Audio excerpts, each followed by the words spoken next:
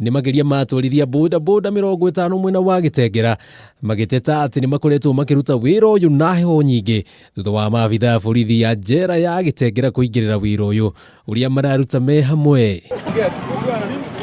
No riu maundu ni macenjetie makiuga makoretwo makiruta wira uyu na githuri matekurumirira uria maiguanire. No riu maabitha aya mararuta wira uyu methaite na mishinga iria marahuthira kuhotomia mawira mao niguo mone athii. Tumekuwa na shida nyingi ambapo hata wengine wetu sasa maisha yetu katarini kulingana na ile uongozi ambao umekuepo na mvutano umekuepo kati ya maskari wa prisons na wanabodaboda wa pale Jupiter B. Kumekuwa na shida ambapo hata wengine sisi hatujui tunafanya namna gani, manake maskari wamekuwa wakitumia nguvu nyingi ilhali wanaendesha pikipiki. Na kufuata sheria imekuwa shida. Tulipojaribu kufuata sheria na wao, chairman alielea pande wao na kaungana na wao na yeye alianzisha vita.